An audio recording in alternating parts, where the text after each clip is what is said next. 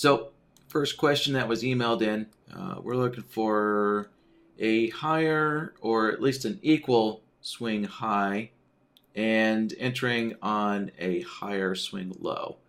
Right, so that's for the long trades. Now we have a screenshot of down market for short trades. So we're just looking for the reverse of that. So we're looking for a lower or equal swing low and then entering on a lower swing high. A lower swing high. So let's see here. So for example, we have a swing low and then we have a lower swing low, and then we have a lower swing high, right? So we want to confirm the lower swing lows and then also confirm the lower swing highs as well. So, all right. So with that, let's get a chart set up here. All right. So give me a moment to put some indicators on my chart. Now, to identify the swing points, right, the swing highs and the swing lows, we're going to use the SI swings, highs, lows indicator to do that.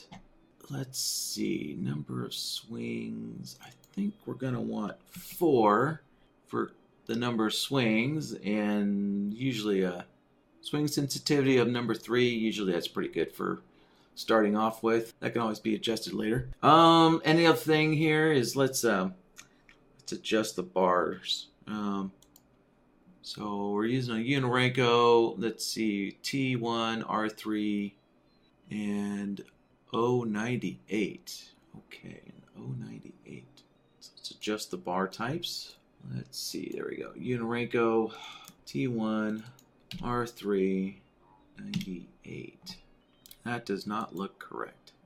Well, the screenshot clearly shows an open offset of 98, but that's not what we see on the chart here.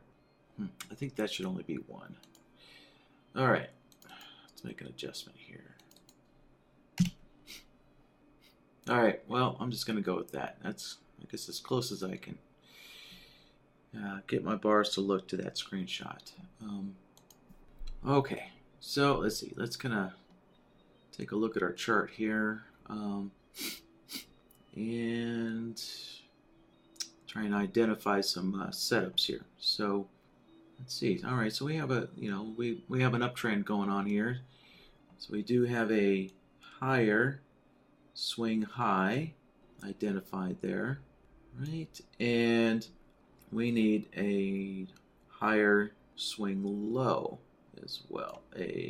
Actually, I'm sorry. Let's see. This would be a higher swing high. There. Let's get the right plots marked. Yeah, there's a higher swing high, and then this would actually be the higher swing low. There we go. Okay, so those are the two things we're looking for. So we can see the higher swing high, that happens first, and then the swing low, or the higher swing low, happens secondly, right? So it looks like we should be getting a signal right there. Oh, right there. So let's see. I'm gonna try and find a short signal here, and there should be all kinds of them. So here would be a lower swing low, lower or equal swing low, and now we're looking for a lower swing high. So we definitely have a lower swing high if we look at this. However, the indicator detected it a lot later, quite a bit later.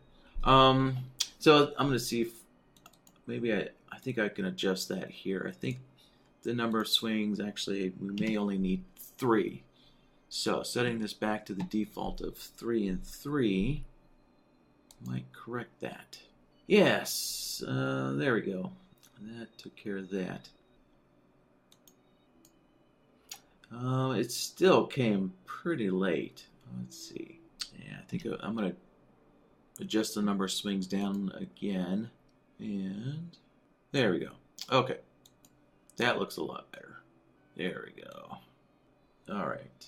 And, you know, when we make those adjustments, looking at our long setup here, actually, um, yeah, our long setup actually doesn't qualify anymore because that would be, I guess, the most recent swing low, and so price actually made a little bit lower low. So there's a higher low, and this would be the higher high. So we got the higher high and then the higher low. Yeah, there we go. And let's mark that short. All right.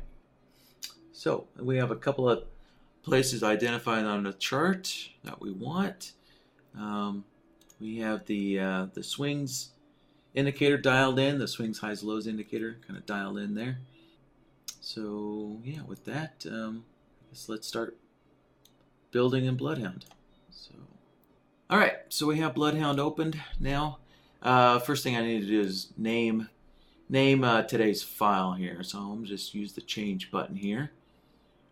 All right, and that opens up the save as dialog box, and I'm going to use the previous workshop here and then just rename it.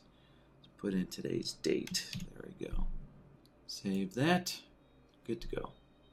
All right, so we have a file name set in here for our system, and I'm just going to start working on the logic tab here and start working on the logic board. So let's open this up a little bit more. All right, so let's take a look. Let's kind of break down, you know, what are we doing with the swings highs lows indicator. You know, so for a long setup, you know, what are we analyzing? We're analyzing the swing high plots, right? The blue plots here. And so if we take a look, what is the name of that plot? Well, that is the widest tops here. We can see it's in deep sky blue, the widest tops. And the magenta lines is the widest bottoms. So we're analyzing the widest top plots here.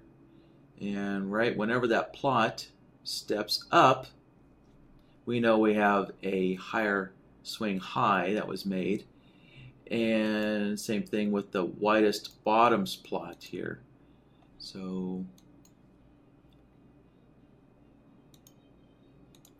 if the widest bottoms plot, if it steps up, then we know a higher swing low is made.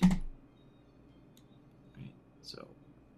So that's what we're doing. We're looking for the these two plots to both step up one after another. Right. So if we're basically comparing the plot to itself, right? We're doing a comparison. You know, is the plot moving above or is the plot moving below, or is the plot equal, basically, right? So that's what we're looking at here. So let's start off with a comparison solver here.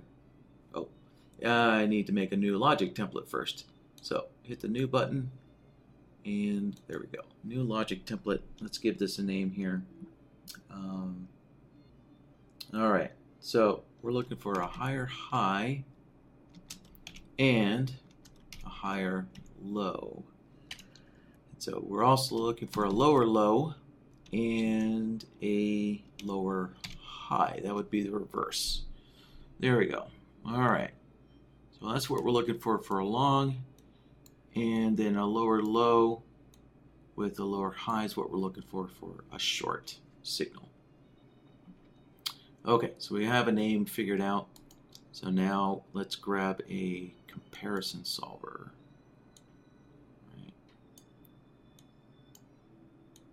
Now, when we're comparing the same plot, right? So remember, this this magenta line, when it steps up, it's the same plot, right? So we're comparing the widest bottom to the widest bottom of the same indicator. But they're 1 bar apart. So the way you would look at this is, right, let's say this is the bar. This is the bar that we're on. Let me switch my arrow around. So this is the bar that we're on, right? So we're comparing the bar of the plot of the current bar to the plot 1 bar back. There. So this would be the plot 1 bar back. So it's the same plot, but we're comparing that plot value on different bars, right? We're going back 1 bar to get this lower plot here. So with our comparison solver, the way we do that is we use the displacement. So Ninja's displacement feature or setting determines basically which bar you're looking at. So a displacement of 0 would be the current bar, and 1 bar back, that would be a displacement of 1. Right, so there we go. So input A, that's going to be looking at, right, this widest bottoms plot. Well, actually, I'm sorry, we need to start looking at the widest tops. We need to look at the swing highs or the widest tops plot first. Right, because we're looking for a higher high first, and then we'll look for a higher low second. So let's analyze the widest tops plot, right, this blue plot first. So we actually slide the chart back a little bit. There we go. Yeah. All right.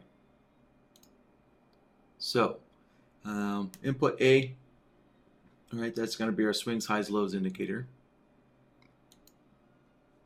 So let's go plug that in.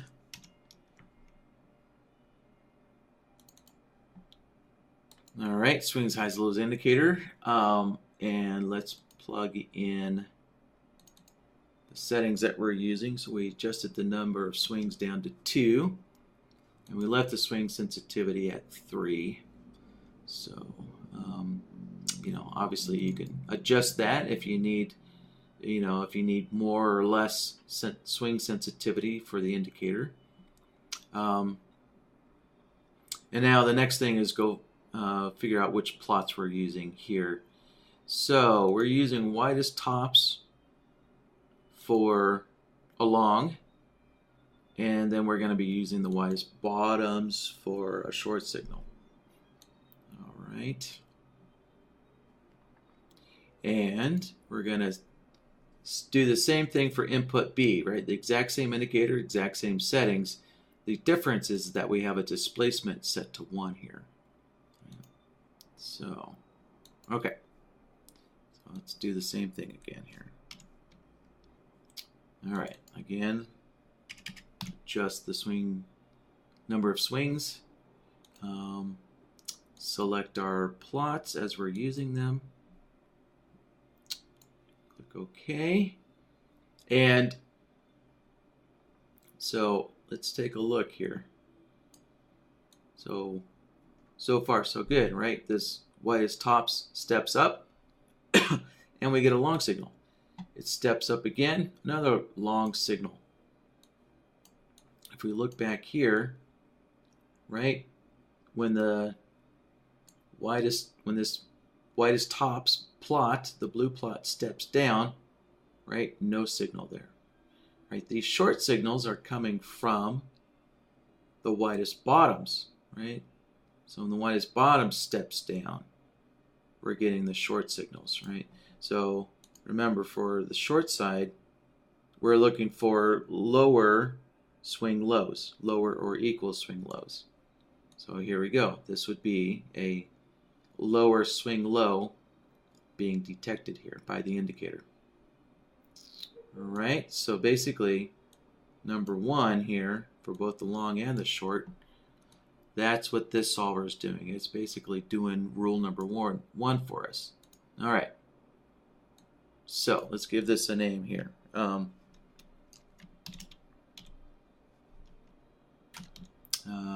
We'll call this find higher high and lower low, something like that. And let's see, find, I don't know, I guess I kind of prefer to use the word identify. So there we go. I'll just say ident for short. So this is identifying higher highs and lower lows. There. All right. Yeah, so that's done. We didn't have to. So the way that we, the way that we set our, the way that we set our plots up, selecting the, the way that we selected the correct plot for long signals and the correct plot for short signals. This time we didn't have to change the output section, right? So the output section, we just use the default settings here. So, okay, so let's kind of go back. Let's see, let's go back here. Yeah, here's a kind of a good example. All right, so rule number 1 is identified, right? We found a lower low is made. Right, so rule number 1, a lower low is made. Now we have to wait a couple of bars, right? It's going to take a few bars for rule number 2 to be made, right? So now we're waiting for rule number 2 to set up, and that's gonna take a few bars. All right, we don't know really how many bars that's going to take. And so we basically need to take the short signal and extend it forward until rule number 2 sets up. Right? So remember, this is rule number 2 right here, identifying the lower highs. So we need to extend that forward a few times. And there's a couple ways we can do that. We could use a toggle node to do that. And we would also have to reset the toggle node, right? So, once this swing low is up made, the toggle node holds on to this short signal until you turn it off. We don't want it to be held on forever, right? Once rule number 2 has been made, we'd want to turn the toggle node off again, reset it, and wait for the next setup. So toggle node is one way. We'd have to use the reset function in it. And also a signal extender would be another way as well, right? So what's the difference between the toggle node and a signal extender? Well, a toggle node stays on forever, so with this, basically, yeah, once you feed a signal into the toggle node could hold that signal on forever, for the rest of the chart, right?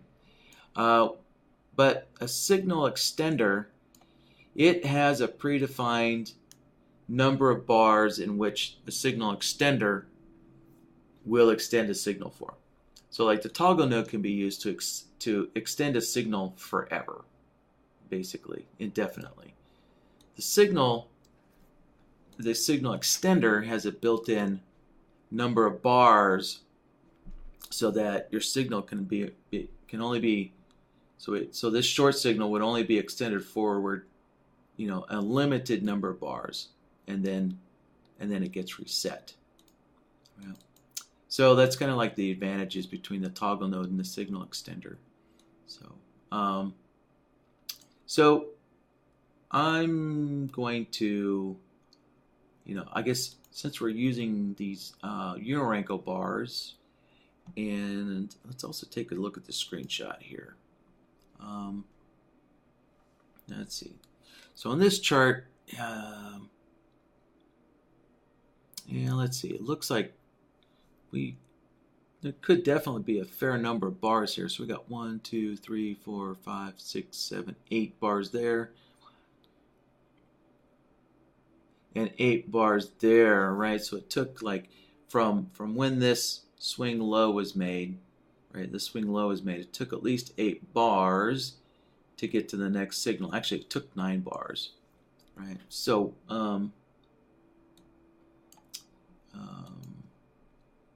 so if I use this signal extender, I probably should at least increase, or extend the signal probably for 12 bars.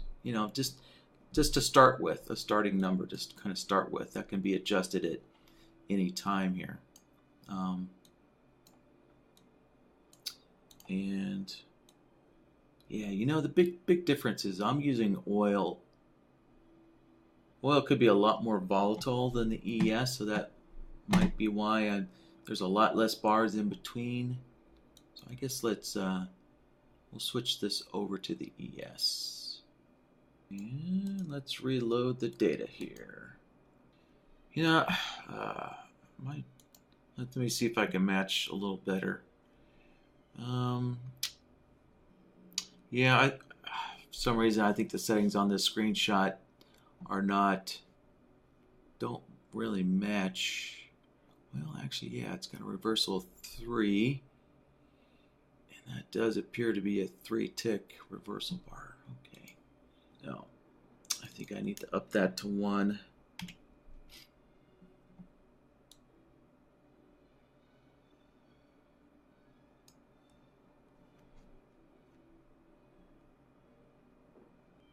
Well, I guess I just need to find a nice trending spot on my chart, don't I? Hey, there we go. Well, all right. I guess I'm not going to find a spot on my chart that looks like that screenshot. So, all right, we'll just have to work with what we have. But, again, just looking at this screenshot, definitely can take, it looks like it could easily take about, there's at least 10 bars in this screenshot here. So let me get BloodHound back open again. All right, so my signal extender, extending the signal for at least 12 bars, right? So I added an extra 2 bars, just to add some additional padding. Because you can't make a complete assessment just by one screenshot, right? So, but at the same time, so using the signal extender, limiting how, so the signal extender, using this extend signals for 12 bars, the advantage that would be is you could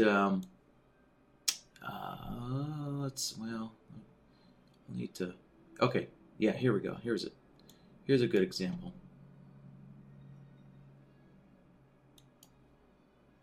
So explain the advantage of using the signal extender. So right, so it looks like we're in a downtrend. So we have a lower a lower swing low, and actually it's a bad example. Let's do this one. Here we go. Here's a much better example. So we have a lower swing low, right? Swing lows are being made, and then look at this huge pullback, right? So we had this huge run up before price made this. Well, actually, here price actually made an equal. Let's see. Actually, no. This part's not to be equal. It just says a lower swing high. So, shoot, this didn't work out to be a good example either, unfortunately. But let's just say price had reversed a little earlier. We'll have to imagine that maybe price, reversed right here. So my point being is that, if you can set a limit. So if price makes two too large of a pullback, in other words, if price is pulling back too many bars, then you can cut off the signal, right? So you can say that, well, price is only allowed to pull back a maximum of 12 bars. If price makes this pullback more than 12 bars, then you don't want to see that signal, right? You could cut that signal off. So let's see, how many bars do we have here? So right there's the 12th bar. So this would be cut off. Actually, let's take a look at it here. Let's plug this in. We can take a look at it. There we go. Right? Visuals always help, right? A chart is worth 1,000 words. So, so we can see, actually, yeah, that's right. The signal actually starts there. I started counting 1 bar too soon. So by this bar, this lower low setup, it's extended forward for 12 bars, and then it ends. So any kind of pullback beyond that, that signal gets invalidated, right? So using the signal extender, you can set a maximum number of bars that that a condition is good for. So basically, what I'm saying is that rule number 1, this condition, right, looking for a lower or equal low, right? So this condition right here, we're looking for a lower or equal low.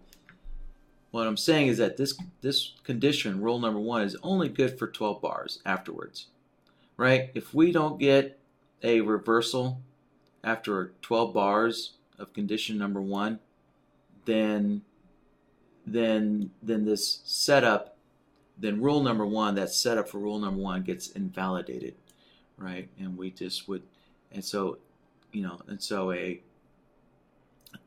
lower high that comes afterwards. So any lower high that comes by afterwards, it's just ignored. It's invalidated, right? Because our rule number 1 is only good for 12 bars afterwards, right? So to speak. So, so that's one way to. So that's kind of one advantage that the signal extender has, right? Now the toggle node doesn't have any number of bars kind of limitation. Again, the toggle node would extend this rule number 1. It would extend it forward forever until we reset it. Right? So if we zoom in here, there we go. Let's zoom in there. Right? So you may notice it has this reset connection there. Right? And so that reset connection, basically this reset area, is what allows us to turn off the toggle node. And that's the only way, really, to turn off that toggle node. Actually, well, that's not true. You could use the input to turn the toggle node off as well, but right, so there's kind of the primary differences between using a toggle node and an extender node to take rule number 1 and extend it forward. So now the signal extender also has resets in it, so it's got both. It has so it has a limited number of bars that you can extend a condition forward for, and it also has resets as well. So if you notice right here, there is a reset connection right there. Right, so we have all these reset options. So, all right, so that's kind of just a quick overview of the toggle node and signal extender. So if you would like, if you'd like to really get into more detail on the signal extender, there's already a workshop video out there that specifically covers the signal extender and all these different options. So that other workshop video would be I'd point you to that video if you want to learn more about the signal extender. And same goes for the toggle node. If you want to learn more about the toggle node, there's other workshop videos out there that specifically discuss about how the toggle node functions.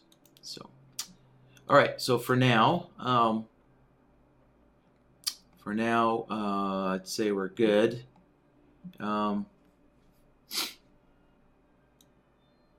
And let's work on rule number 2. So we want to identify, let's see here, actually here, bingo. So there is our short signal right there. All right. I'm going to make an adjustment here. Typically, the questions come in and they really evolve around using the swing highs low indicator. And if you notice, the swings highs lows indicator, right? A swing point is, indicators never identify a swing point on the actual bar that a swing point's made, right? It takes at least one bar later before swing indicators can identify a swing point or a swing bar. But if I looking at the screenshot here, these signals are actually identified on the reversal bar. Yeah, see, they're actually identified on. Well, actually, this one came a bar late. Yeah, that one came a bar late. So, it wasn't explained why that one would be a bar late. But I'll just kind of go with the other 3 signals here. So instead of rule number 2, looking at the swing highs, I'm actually going to compare. I'm going to do this comparison here. I'm going to compare the swing high plot to the bar price. So I'm going to say, you know what, if the bar high is lower than the swing high, then there you go. That would be my lower high.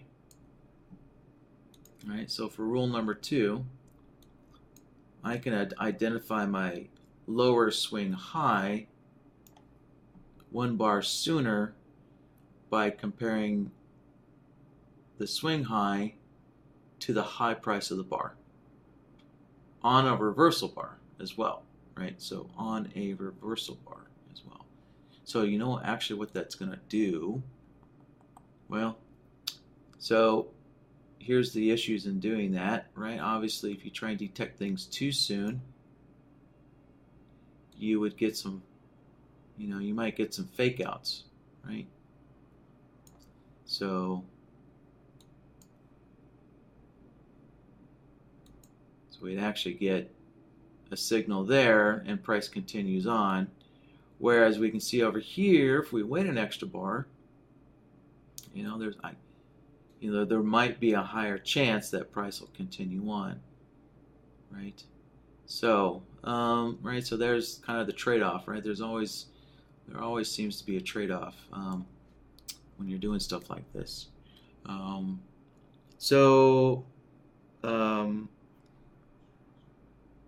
I guess we'll build it both ways so that we have the option.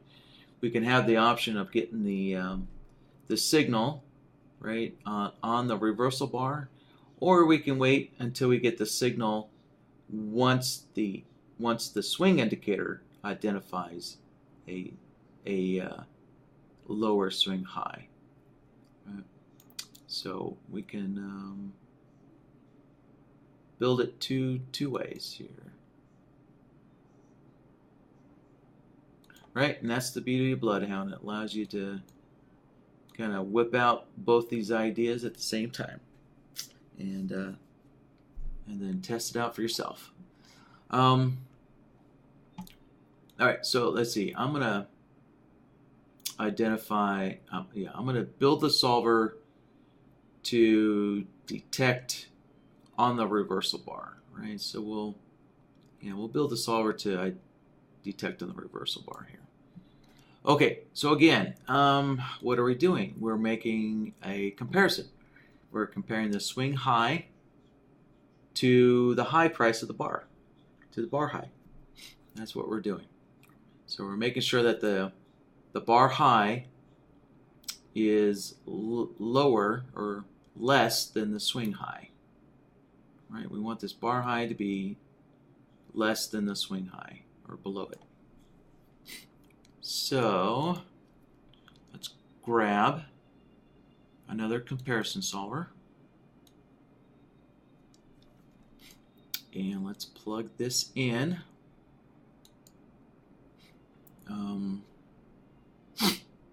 And all right, so let's see what's on top here. So the swing high is on top. So I'm going to plug that in. I'm going to plug the swing high indicator into input A, and input B, that'll be the high price of the bar. Right. So let's go set that up here. And let's see, we're using the widest tops for a short, and we'd be using the widest bottoms for a long. So, the way these rules are set up, we know that if when we're using one plot for one signal, then we're going to use the other plot for the other type of signal. Right, so we can just reverse these. Okay. Next, input B, that's the price of the bar. That's the bar price. So let's change the type to price. Here we go. And let's see, what are we identifying here?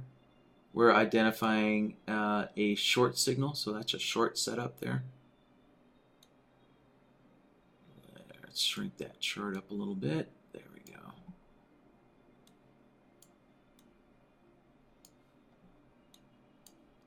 All right, so for a short, we're using the bar high.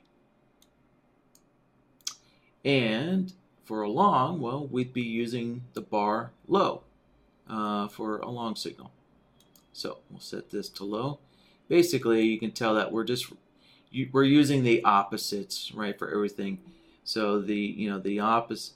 So a short signal setup is basically the exact opposite logic for a long setup. So I'm just selecting opposite prices here. And let's see here.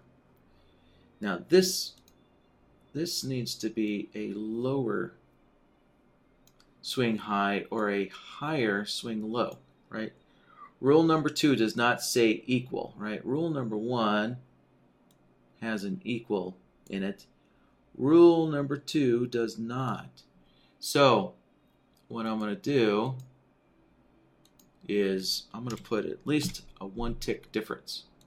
So we're going to require at least a 1 tick difference to make sure that there's no equal involved. Right. So, okay. Oh, you know what? I did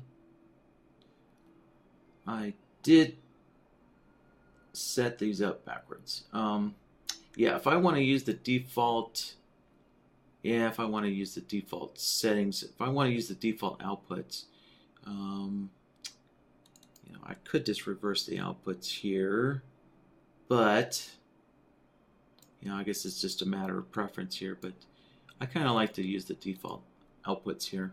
If we read so I'm expecting a short output on this bar here, right? On this bar here with the red arrow, I'm expecting a short signal. And if we look, it says A needs to be A less than B. Well, remember, input A is our indicator. Well, our indicator's up top. Our indicator's above. It's not less.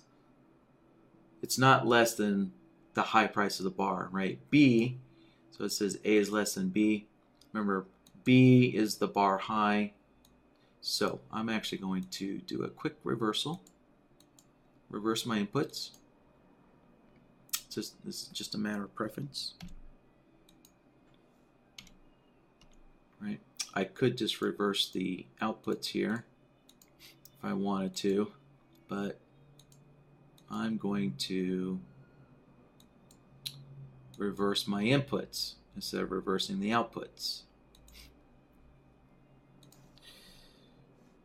Alright, so I'm just going to whip through this quickly. There we go. Okay, so now if we look, well, yeah, if we look,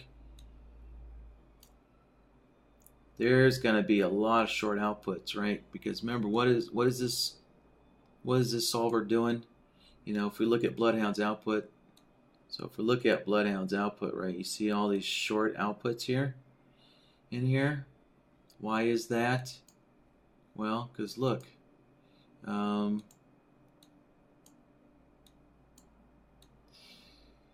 we look at this, here's the swing high plot, and look, all of these bar highs are below it, right? All these swing highs are below it, right? Every single one, you know, so on and so forth, right? So, you know, so we kind of need another condition that identifies this reversal bar. You know, how can we get a short signal just on this one particular bar? Well, right, this is a reversal bar, so price is reversing direction. So let's use that to our advantage. So the way we can detect that is a inflection, right? An inflection. Instead of an indicator, we're actually going to be looking for a price inflection or a price reversal.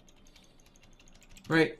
An inflection is just a mathematical term for a reversal or a change in direction, basically. So let's plug that in to our result node, and we need to change the type to price, and there we go. So now we can see we're getting a short signal right on this reversal bar. So so this condition, and so basically I should say this solver and this solver together will get us rule number 2. That'll find rule number 2 there, right there. So what do we need to do? We need to connect them together with an AND node, like so.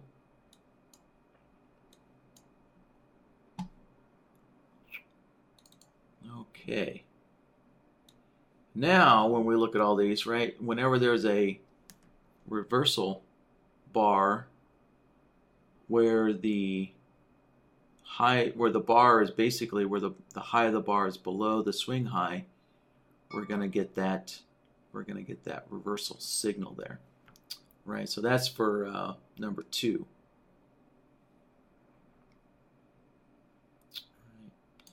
All right. We're getting there. So now we need to take rule number 1 and connect it to rule number 2. Right? So let's name a few things here. So remember, this is number 2 here. So let's just put a rule number 2 in there, or there we go, rule number 2. And let's name our comparison solver here. So there's comparison solvers comparing, let's see, it's comparing the bar to the swing plots. Let's see here.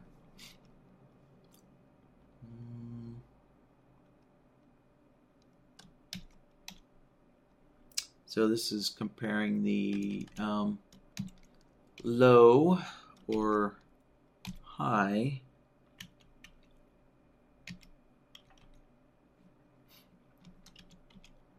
to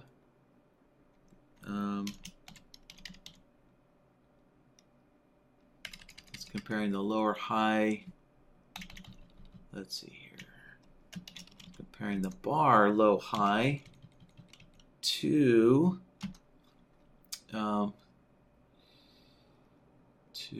let's see, to the highest high and the lowest low, or basically to swing highs and swing lows.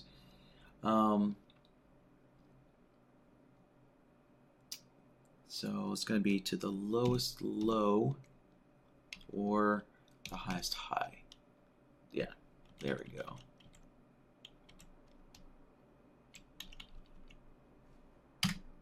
All right, a little bit of a complicated name. Let's see. All right, next step. Next step is to connect these together with an AND node. So grab another AND node, like so, and like that. Now, I could just take the signal extender and plug it into this AND node here if I wanted to, but I'm not going to, and that'll become apparent later on. Why not? So, yeah, let's see. All right, so let's let's take a look at what we have here. Let's see. All right, so we do have a lower low made, and then a reversal bar, and then we're getting another signal afterwards and another signal afterwards. Right, but you know, this is not a clean setup, is it? It's not. My chart does not look as clean as that screenshot. So, so we're gonna definitely get some extra signals here. Let's see, right? But the key point is, you know, let's make sure that these signals are happening on the right bar, and you know, yeah, you know, I mean, these look correct. You know, these three signals over here, those look correct. So we have a lower low, and then you know, and then we have these lower reversal bars. Basically, we have reversal bars below the swing high, right? Below the swing high. So, so yeah, those look correct. So, yeah. Now, if you know, there's some options here that we can do. Like if we wanted to, we could set it up so that only the first signal is seen. So for example, only this signal is seen, and only this signal is shown. So these secondary signals afterwards, right, would disappear. Right, so that's an option we can do. So let's take care of that. So if we want these secondary signals to disappear, like this one here,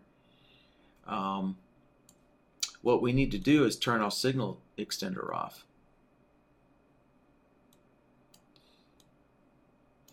So if we take a look at our signal extender, you know, look, it's going forward for 12 bars. So anytime we get this reversal bar that's below our swing high, we're getting that signal, right? Same over here. So remember all these reversal bars, those three reversal bars, we're getting three signals there, right? And that's because this remember rule number 1, which is our lower low, it's being extended forward for 12 bars. So what we need to do is we need to turn our signal extender off. We need to find a way to turn that signal extender off. So how could we do that? Well, we could actually we could use rule number 1 to do that. Right? So when a signal from rule number 1 comes in, we could use this signal, this first signal coming out of this AND node, we could use that to turn the signal extender off. Right?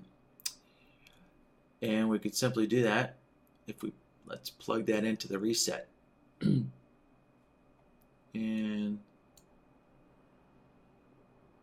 let's see, plug that into the reset, and I have the result node connected back up.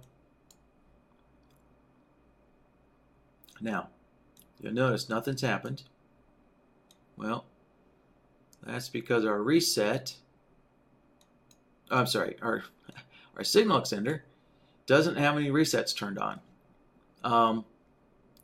So we're using a short signal to do what? To turn off a short output. So we're using a short signal. So this is going to be a signal going into the reset. Right, so remember our AND node, where is it connected? It's connected to the reset. Right, it's connected to the reset there. So what we're looking at is these options that say reset. And we don't want reset opposite signal. We want a reset signal, or basically a reset same signal here. So again, what's coming out of the AND node? It's a short signal. And what are we trying to turn off? We're trying to turn off the, if we look here, we're trying to turn off these short signals. Right? So the short signals coming out of the signal extender, we're trying to turn those off. And we're using a short signal to turn them off. So we just use reset and signal. So if we turn that on, bingo.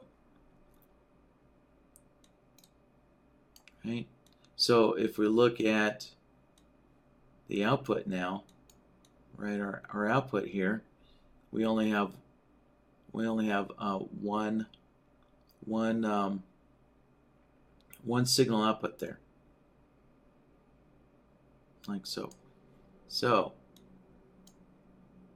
let's take a look and see what we get.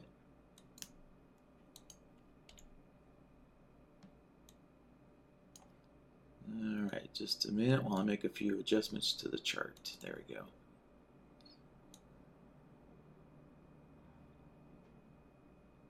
Okay, so we have this signal here. It looks great. Well, we have the first one here, right? We just have the first signal. Got rid of the other two. Now, if we look over here, you know, what happened? What happened to our signal here? Right, we're missing that signal now. So let's figure out what's going on here. So let's take a look at the signal extender.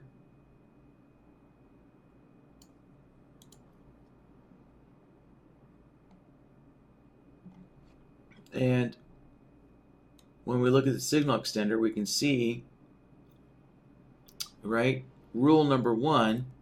So remember, rule number 1 is coming out of the signal extender here. So actually, here we go. Let's do this. rule number 1 there. All right, so rule number 1 is coming out of the signal extender. Well, it's turning off too soon, right? It turned off before we got our reversal bar. So, so what we need to do is, right, the signal that's coming out of our AND node, rule number 1, right, this signal coming out, what we need to do is delay it by 1 bar, right? So in other words, we want to turn the signal extender off 1 bar later, 1 bar afterwards, right? 1 bar after this reversal bar here. So what we're going to do is we're going to put a 1 bar delay between the AND node and the signal extender. So let's put a look back in there. And this is starting to get a little squished in here. So let's move this back. Connect that into the look back. Connect that look back into the reset. Now what the look back is doing, right, it has a default setting of its displacement set to 1.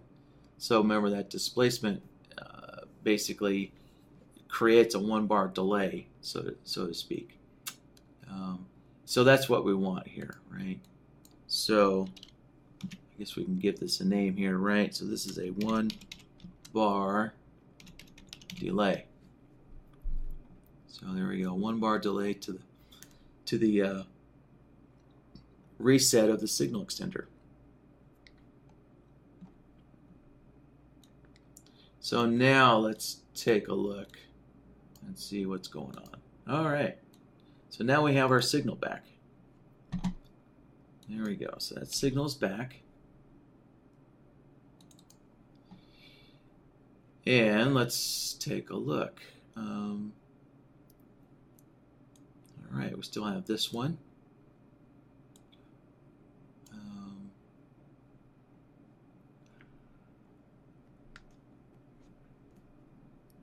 So let's see what's going on here. So we have a higher high, and then we also had a reversal bar above the swing low. Yep, looks good. Let's see, we also had another higher high. Actually, let me take a look at the rules again here. For a long, we're looking at, yeah, a higher or higher swing high. Okay, yeah. So we had another higher high, and we also had another reversal bar. So, need to figure out, why didn't we get a signal on this bar here? Looks like we should have gotten a signal there on that bar. So let's go figure out what's going on here. All right, so looking at our solver that's finding the higher highs and lower lows, well, it definitely marked that higher high. It definitely marked the swing highs moving up, right? It marked that indicator stepping up. Let's see what's going on here.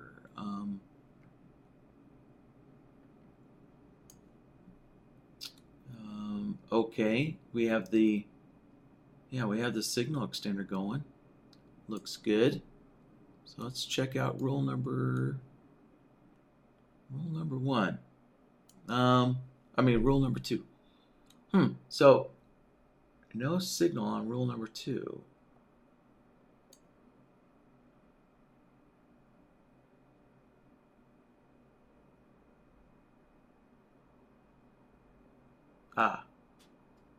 Okay. Yeah, I think I identified why.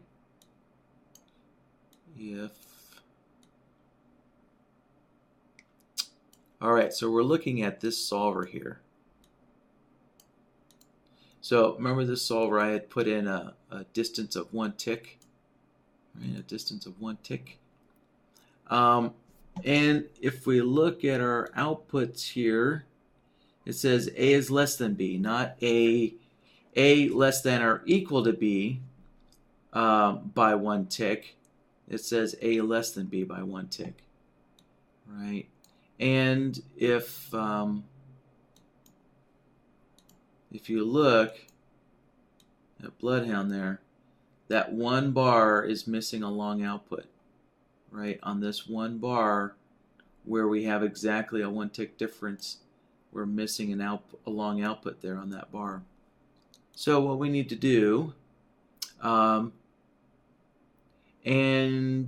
you don't want to use the equals within 1 tick, because that means that means the low of the bar could equal the swing low or be 1 tick lower, right? Because it says within. If you notice the wording, it says within 1 tick. So that could be 1 tick above or 1 tick below, and it's within 1 tick of that swing low. So what we want to do is actually make a slight adjustment. Let's go 0.9 and 0.9, like so. And now if we look at the output here, if we look at BloodHound's output, there is a long signal there on that. So let's take a look at the AND node again. And bingo, all these reversal bars, which are at least one tick or higher than the swing low. There we go. We got all of our reversal bars marked now. Okay, so there we go. Made a slight adjustment there to our solver for rule number 2. So now let's connect everything back up here. All right, there's our 2 long signals. Great, great, great, great. So, all right, so I'm just going to take a moment to look through the chart here and see if anything looks like, if there's any signals that look like they're missing here. There. Now, you might be asking yourself, why was this one not identified? Right there. Well, actually, there's a couple of reasons here. So, first of all, if you look, there's no 1 tick. So, from the recent swing high, there's no 1 tick difference there. But also, more importantly, the swing lows went higher. We had a higher swing low. So, yeah.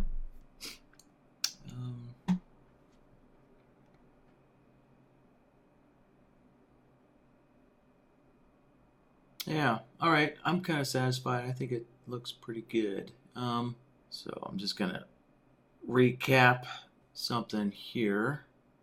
So we're not quite done here. So remember, these signals here are on the reversal bar, but I also said that I would also build the signals that use the swing high that actually use the indicator. So essentially, we would be getting signals like here, signals based on the swing indicator identifying, identifying the rule number 2.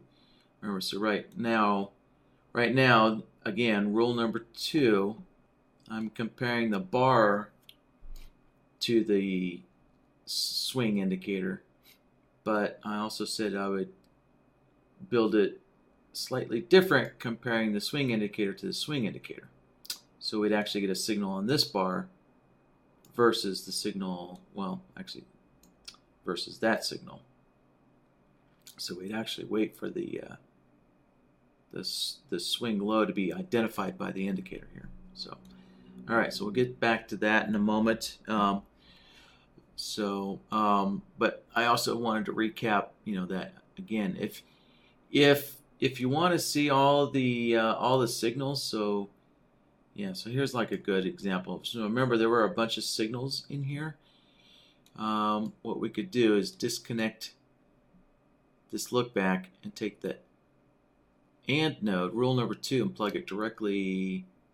Actually, I'm sorry. No. If we wanted to see them all, just disconnect that. Yeah, disconnect it. So now you can see, right, there's all these extra short signals here, right? So once we get a lower swing low, once we get this lower swing low, then any reversal bars afterwards for 12 bars will get all those signals coming through here, right? So you can just disconnect this look back if you want to see those extra signals. So, but I'll leave that connected for now. Let's see, Jim is asking, can we take out the signal extender, I think is what you meant to say, Jim, and see what it looks like. Yeah, it will not work. So a signal extender is absolutely necessary. Let's take a look here.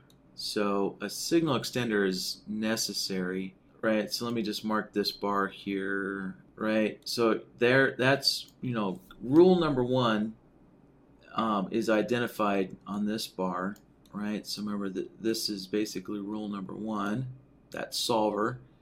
And then this AND node is rule number 2, well, an optional rule number 2. So there you go, that was rule number 1. And then rule number 2 takes place later on. So, right, so these two conditions don't occur on the same bar. So we have to take rule number 1 and extend it forward in time until rule number 2 happens. Right? So, and that is what a signal extender does. Is it takes a condition or a trade rule and extends it forward in time until the next trade rule can occur. So before moving on and modifying rule number 2 here, or making a different option to rule number 2, I'm going to replace the signal extender with a toggle node. Actually, I'm gonna do that last. Yeah, I'm gonna replace the signal extender with the toggle node last to kind of save myself some time here. So what I'm going to do is I'm going to build an optional rule number 2 first and get that built in here. And then what I can do is I can use the copy button. I can copy this whole logic setup, make a copy of it. And in that copy, I'll replace the signal extender. Yeah, so what I'll do is I'll modify the name here. So we'll know this logic template is using the signal extender. And then later on, I'll make a copy of this and we'll use the toggle node instead of the signal extender. All right, so let's see here.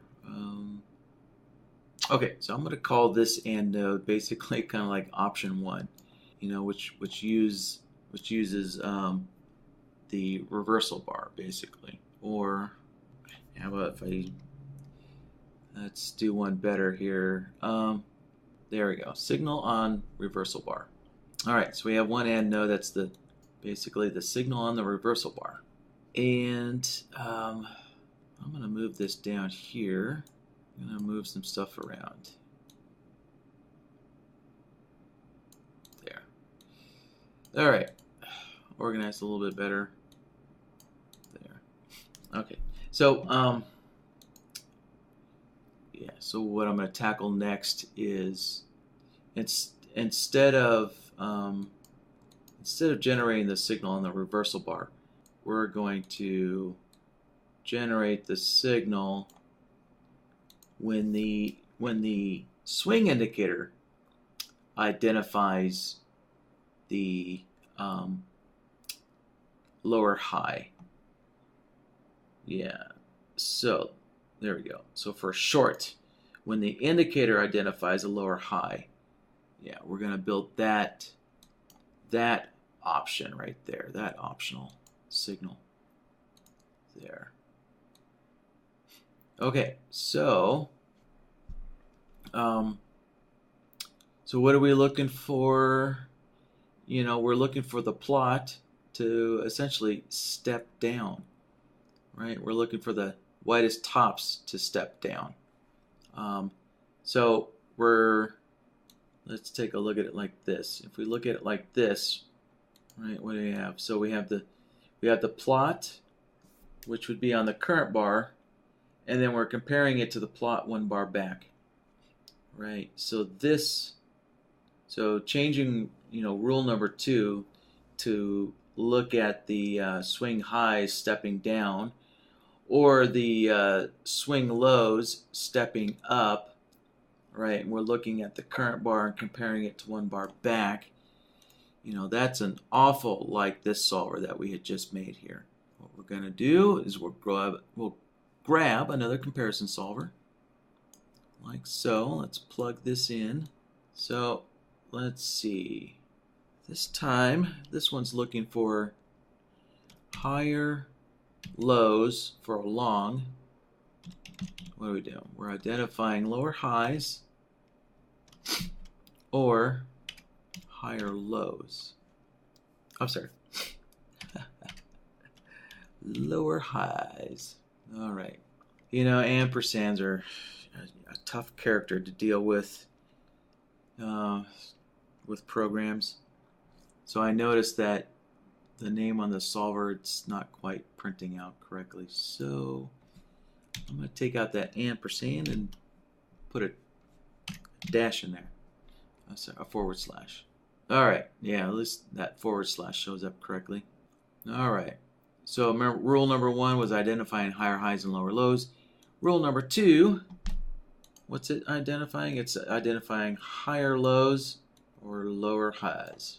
Let's start building that. Okay, so let's start plugging in our swings highs low indicator. All right, adjust the number of swings, what we're using. Let's see. So for a short signal, so remember we're using the widest tops. We're using this widest tops. We're using that plot to identify a short signal this time. So let's put short on there, and then we know the widest bottoms is going to be used for the opposite for longs. So okay, there we go. One down. Now let's set up input B. Again, adjust the parameters there. Select our plots. We're going to select the same plots as before. And remember, input B needs a... actually, let's see. I think this time... Oh, let's see. A is less than B. Yeah, this time input A is going to have our displacement. So... looking at this. So let's see. A is less than B. So I'm looking at this plot. A is less than B. Oh, sorry. Okay. And actually, we need to change those displacements. There we go. All right. So that is basically our output for condition number 2 right there. Right. Definitely a lot simpler than identifying that reversal bar, but that works. And we do need to set this difference here. So let's put in a 0.9. There we go. Doesn't look like we need to, but we're just going to do it just for good measure. So, all right. I think I'm just going to put a number 2 in here in the name. There we go. So there we go. Here's rule number 2. And let's grab an AND node next. All right, so connect in rule number 1, connect in rule number 2, and let's name this. So this one is giving us a signal on the swing indicator. And actually, you know what? We're going to have to build another signal extender, right? Because remember, this lookback, or I should say the signal extender, is being controlled by, or is being reset by this rule number 2, right? This rule number 2 is resetting this signal extender. So we really can't use it over here. We need to use this rule number 2 to reset the signal extender. So let's just grab another signal extender, like so. And we'll just set it up the same way. Yeah. I'm going to grab a look back here. So I'm going to set this look back is going to be exactly the same as the other look back. All right, so we have a look back providing a 1 bar delay connected into that, and that goes into the reset like so. All right, so effectively we kind of taken these general kind of generalized kind of rules here, and we've made 2 different types of signals, depending on what you would consider rule number 2, right? If you make adjustments to what your definition of a higher swing low or a lower swing high will generate 2 different kind of signals there. So let's take a look at what we have on the chart, and let's make sure everything looks good. All right, yeah. So we can see one difference. If we're using an indicator to determine when a swing high and swing low is detected, we can see that one difference is we're getting a signal a couple of bars late, right? It's all up to the indicator to determine when that swing low is being detected. Yeah, same goes down here. Yep. So that short signal, took 2 extra bars for that signal to fire off when using the indicator.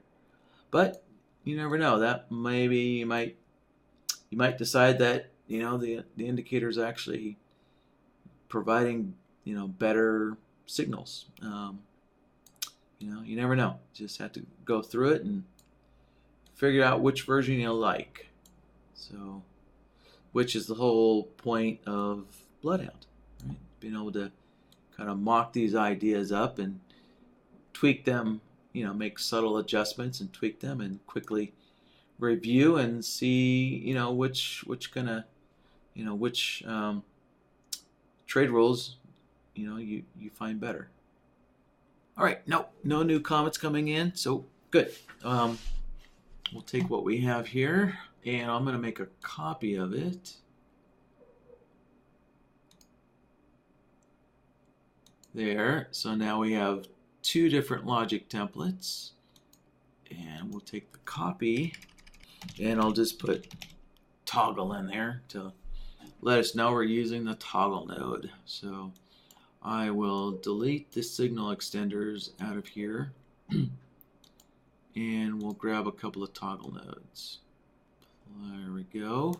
And let's see, on the toggle node, we need to turn one of the resets on. So on signal, we're going to use the on signal to force the toggle node off. There, I think that's what we want. All right, let's close that out. Let's take a quick look. All right, so looking at these signals, let's go from one logic template to the other, and we should see no difference. Yeah. Okay, yep, no difference.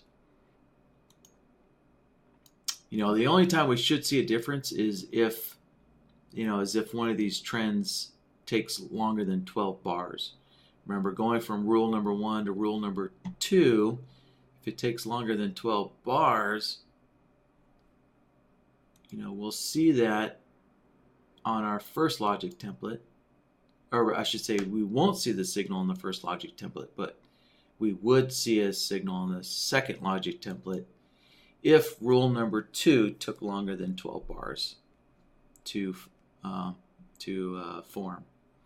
Ah, look at that. There we go. I found one. All right, bingo, right there. So we had this big move up and a big move down.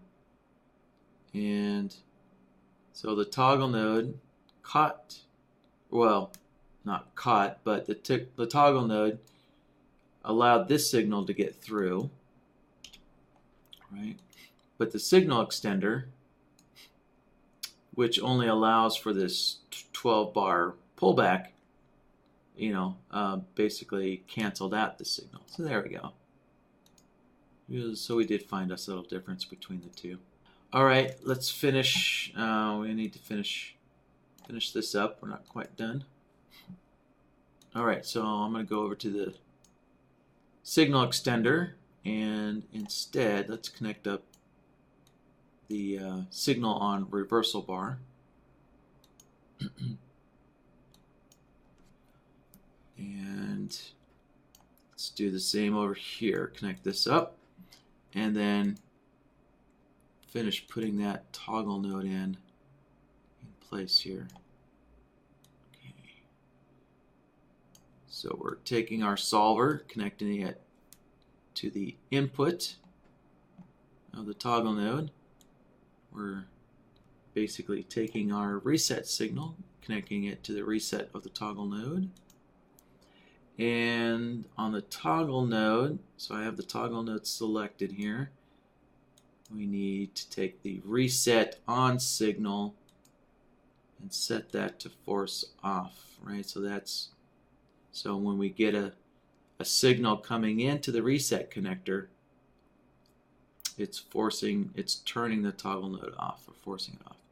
And connect that toggle node up there. All right, so there's our signal in question. So let's see, we're looking at the system with the toggle node. So if we switch to the signal extender, yeah, there we go. This signal disappeared. But what we're interested in is making sure that the other signals don't shift, right? The signal should look exactly the same, you know, with the exception of a setup that takes longer than 12 bars, right? If we have a more than a 12 bar pullback, that's the only difference we should see, but all the signals should be exactly on the same bars. And that is what I'm checking for, to make sure that our signals don't shift in any way. Yep, no shifting. All right, I think that looks good. I'd say that's good for now. All right, well, with that, I will take a look at the logic, or all these words. I'm going to take a look at the chat board here. See if there's any new comments. Okay, no new comments. So I will move on to the next question then. All right, so our next question that came in here, customer would like to know, you know, how can we indicate a sound, or, you know, how can we generate a sound every time a new range bar is basically plotted on the screen, on the chart. So every time a new range bar completes, how can we get BloodHound, you know, to generate a sound, and also without showing racing stripes. So, and yes, we can absolutely do that. So let's close that out. Actually, before I close this out, I'm just gonna make a new logic template. There we go. I just want a blank logic template, just so Okay, get rid of the signals on the chart here. And let's change our chart. So let's see, this is the ES. I guess I'll do a 4 range chart. Hopefully actually I'm going to switch to the NQ. NQ is a little more volatile than the ES is typically. Let's switch over to the NQ. All right, 4 range chart on the NQ. That ought to generate bars pretty quickly. Okay. So we're going to go into the indicator settings here, right? So let's go into the indicator settings.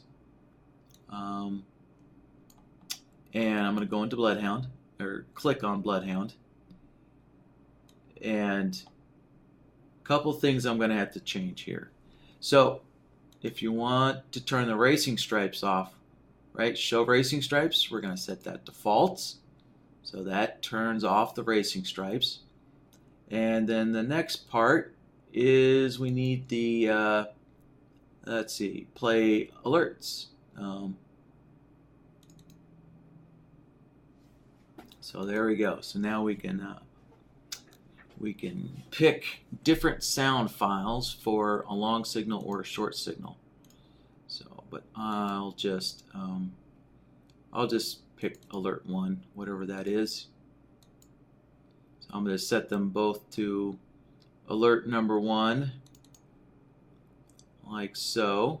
And let's see here. One thing to note is we have, right, calculate on bar close is set to true, right? So that means BloodHound will recalculate when the bar closes, right? Which is what is wanted here. So the question was, every time a new range bar, right, is generated on a screen. So that means when the bar closes. So okay, so again, we changed our racing stripes setting, and we also turned on the alerts and picked our sound files. So let's click OK, and I'm going to turn my sound up a little bit. There we go, just so I can hear it. Okay, now we need to build a simple, we need to build basically a simple logic board here. Okay, so all right, so we want to generate a sound on new bar. So basically we need something that's always going to generate a trade signal in BloodHound, right? So again, let's go back to the indicator settings. So this play alert, right, it plays an alert when a signal occurs, right? When a signal, or when a trade signal occurs. So we need something that's going to generate a trade signal on every single bar. Doesn't matter what it is. And so what can we do to do that? We can just simply use a bar direction solver. All right. If we look at BloodHound, bingo, we have, yeah, wow. I'm sure, I'm pretty sure you guys probably heard that. So let me turn the volume down a little bit. That was pretty loud on my end. But looking at BloodHound, right, there's a signal, excuse me, there's a signal on every single bar. And that's exactly what we want. It's a signal on every single bar. So let's wait for another bar to set up here. It looks like, yeah, it looks like, there we go. Price just moved a tick higher, and we got another sound firing off. So do this one more time. Bingo. All right. Now yeah, it's working pretty darn well. I was gonna say, I thought there was internal throttling on the alerts on the sounds here, but it sure doesn't seem like there is. Yeah. I think, yeah, that's right. I think we had removed the sound throttling. Yeah, I think there was something like a 10 or maybe a 30-second delay between sounds, just so BloodHound wouldn't be, the sounds wouldn't be really obnoxious. But I think that had been, I think that had been removed due to a bunch of requests to get rid of that. So, all right. So there we go. I'm hearing sounds every time a new bar forms. So, all right, just that simple. We just need a bar direction solver. And again, on BloodHound, make an adjustment to these two settings, and then plug in your sound file that you want to hear. Okay, so I'm going to put BloodHound back to normal here. And all right, so there's that question. Question is there a way to evaluate the smoothness of an oscillator? Basically of an oscillator's prior behavior. Well, I'd say just the smoothness of an oscillator. So we do have a screenshot that came in with this. And here we go. Here's a screenshot. So this looks like, this could be the stochastics here, going from 0 to 100. And so we can see highlighted in yellow here, right, a little bit of choppiness on the stochastics, right? And let's see, yeah, that would be due to using range bars or Renko bars. I'm not sure which these are, if they're range bar or Renko bars. Yeah, I'll use Renko bars, I guess, for my demonstration. So, all right, so give me a moment here to get the chart set up. All right, so I'm going to use the stochastics for this. All right, let's see how this looks. All right, my stochastic is not looking choppy like that. Maybe I need to tone it down a little bit. Let's see, let's go, I don't know, 3 and 8.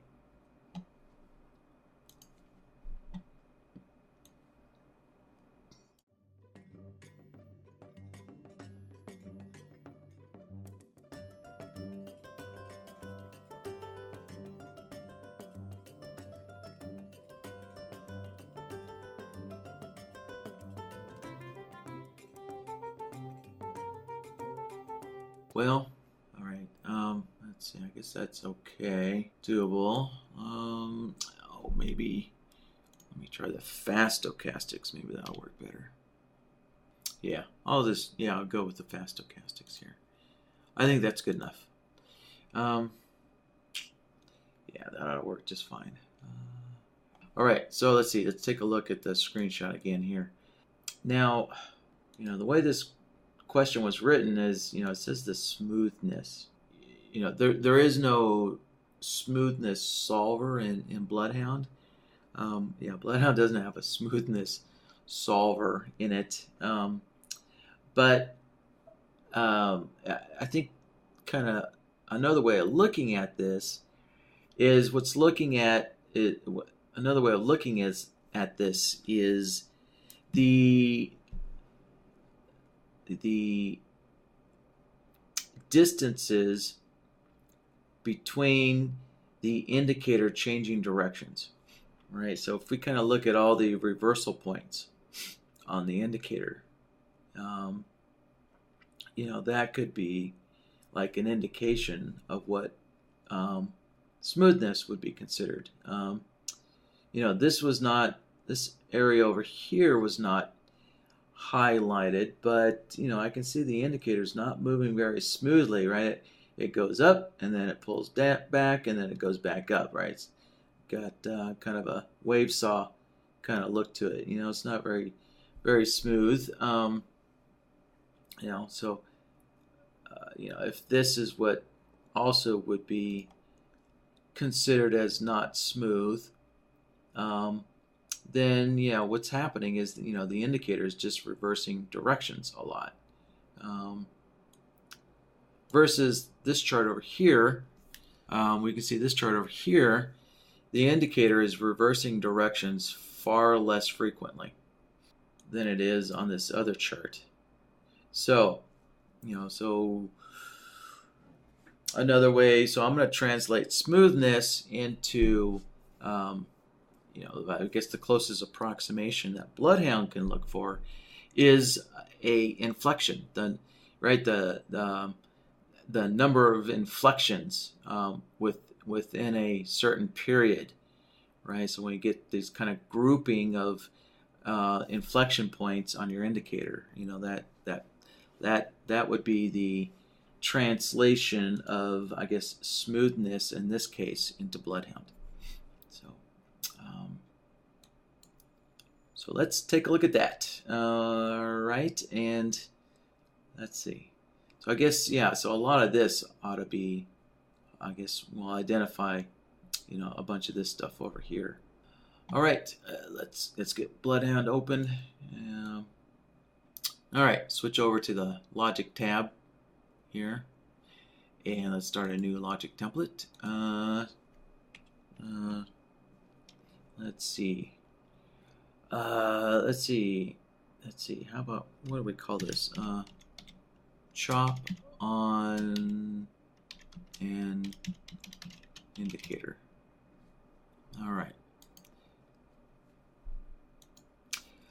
So there's the inflection solver. So as I'd mentioned, looking at the indicator, switching directions, reversing directions a lot, is basically is our conversion here.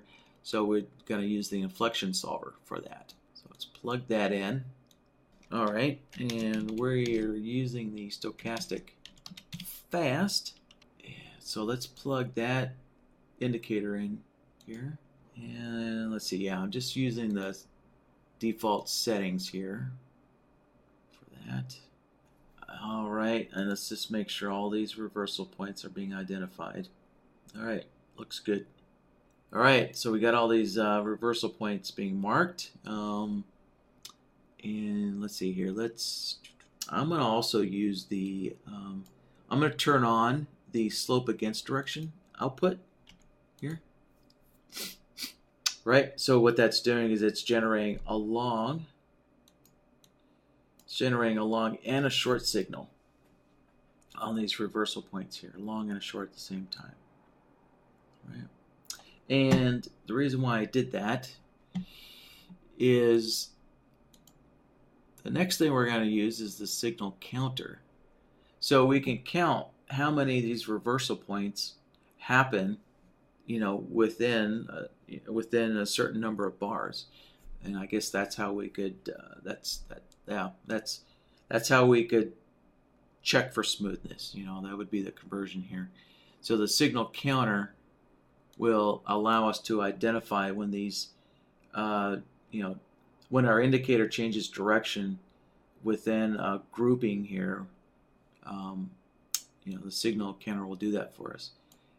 And so the signal counter, I want it to count any change in direction, right? So if I go back to the inflection solver, if I turn off this slope against direction output, if I turn that off, right, we can see we have separate long and shorts, right? So I don't want the signal counter to be counting, reversal up separate than reversals down, right? I want any change in direction to be counted, not just the longs or not just the shorts. I want both. So that's why I want the output. That's why I want this slope against direction output to be set. So that way, a change in direction up is considered the same as a change in direction down, right? So, okay, so we're going to plug that into the signal counter, like so. Now, basically, we just now you just have to go through the process of determining what do you consider your indicator no longer being smooth. What do you consider your indicator being choppy? How many reversal points do you need to see? I guess I'll set this kind of low. How about we just say 3 reversals within I don't know, a 6-bar period, something like that. And I'm going to change the output style to digital. There we go. So yeah, basically that's it. Not much to it. So you just take an inflection solver, plug your oscillator into it, and then connect your inflection solver into the signal counter. And then with the signal counter, you're just gonna have to figure, well, how many like reversal points in my indicator do I need before I consider it, before you consider it choppy, so to speak.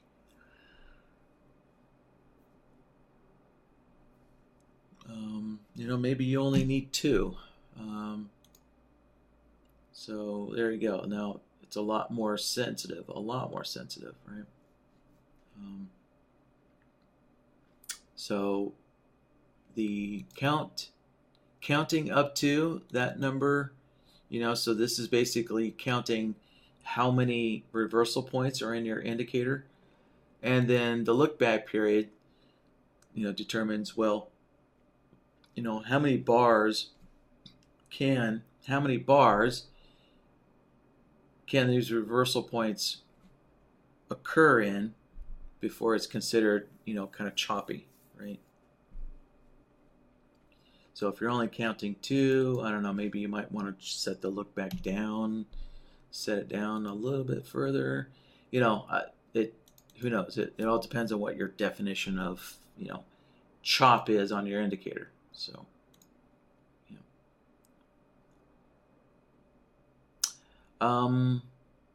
so that's it. And then it's gonna be a little easier if you set your output style to digital. So if you leave it on analog, you can see when the signal counter is starting to look for all those reversal points in your indicator, right? So as soon as we get an output here,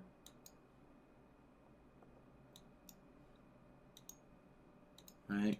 So as soon as we see something, we know that, oh, hey, our oscillator, changed directions, and and so and then when we get the next change in direction, bingo, you get a signal out. So let's see, if we change this to if we change the counting up to, if we change it to 3, and I'll increase the look back a little bit more.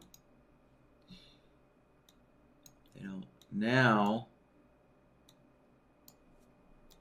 if we look at BloodHound, there we can now see the signal counter found, one change in direction in our indicator, and then it finds a second one, and then when it finds that third one, it marks it as being choppy, right? So using the output style analog can kind of give you a heads up if that's handy in your trading, or if you just want a cleaner look, just put it on digital, and there you go, nice clean look. So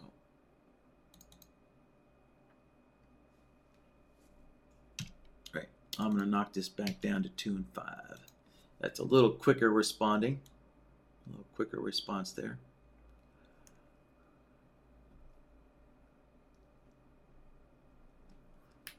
Okay, that does it. Now, if you're kind of using this as a component in your system, um, you may want to take